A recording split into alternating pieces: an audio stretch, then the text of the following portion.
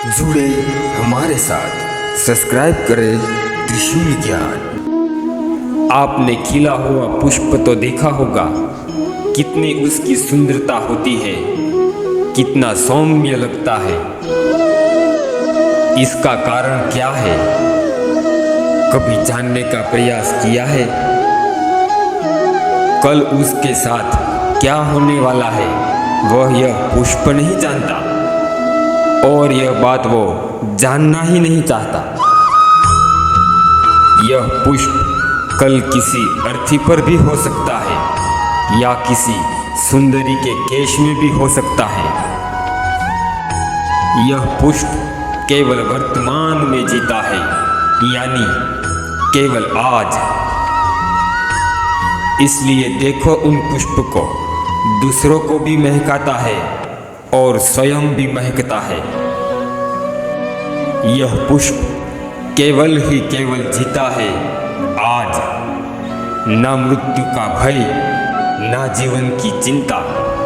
सुखी जीवन का मूल मंत्र यही है, वर्तमान।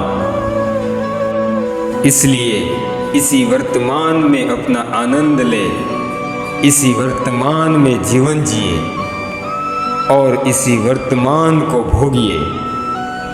आप स्वयं रहे सुखी और सबको रखे सुखी। राधे कृष्ण।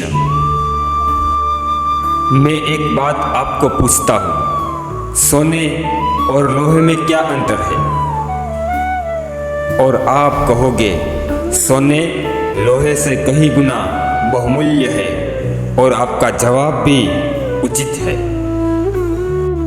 लेकिन श्री कृष्ण कहते हैं, एक बात भूलनी नहीं चाहिए सुवर्ण के बारे में।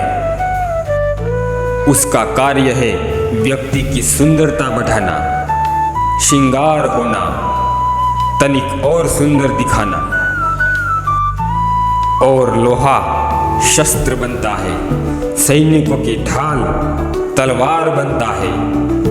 उन सैनिकों की जो हमारे प्राणों की रक्षा करते हैं, जो सैनिक नहीं तो हमारे प्राण। सोने का मूल्य लोहे से कहीं अधिक है, किंतु अब आप बताइए, क्या लोहे का मूल्य कम हुआ? नहीं ना। इसी तरह जीवन में कई प्रयास करने पर कुछ ना कुछ ऐसा होगा जो आपको कभी प्राप्त नहीं होगा। यह बात आप स्वयं खुद ही समझ लेना ठीक है। क्योंकि ऐसा भी हो सकता है कोई गुण आपके पास हो और पूरे संसार में और किसी के पास नहीं हो। उसे आप समझो, उस गुण को बढ़ाओ, उसका उपयोग करो और प्रेम से बोलो, राधे कृष्ण। आपने चींटियों को गौर से कहीं देखा है?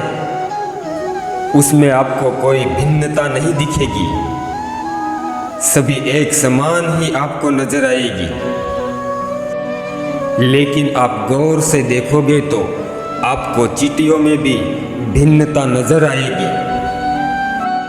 कोई चींटियां घर बनाने में मिट्टी लाने में सक्षम होगी, तो कोई भीड़ बनाने में सक्षम होगी। कोई चींटियां भोजन लाने में सक्षम, तो कोई भोजन ढूंढने में सक्षम। मनुष्य भी इसी प्रकार से ही है। हमें प्रतीत होता है कि सभी एक समान ही है, किंतु सभी व्यक्ति का व्यक्तित्व भिन्न है, एक समान नहीं है। और सही बात तो यही है कि हर व्यक्ति का भिन्न होना ही सभी को प्रगति की ओर ले जाता है। आप सोचो, आप किसी का हाथ पकड़ते हो तो क्या करते हो? आप अपने सीधे हाथ से उसका उल्टा हाथ पकड़ के ही आप हाथ मिलाकर आगे चल सकते हैं। यह भिन्नता ही सृष्टि का नियम है। इसे मनुष्य को वरदान मानकर चलना चाहिए। राधे कृष्ण। और एक बात, आपने अभी तक सब्सक्राइब नहीं किया हो तो आपसे निवेदन करते हैं आप सब्सक्राइब कर ले और रोज इस दिव्य वाणी को सुने, आपका जीवन बदल जाएगा। जय श्री राम, ओम नमः शिवाय, राधे राधे।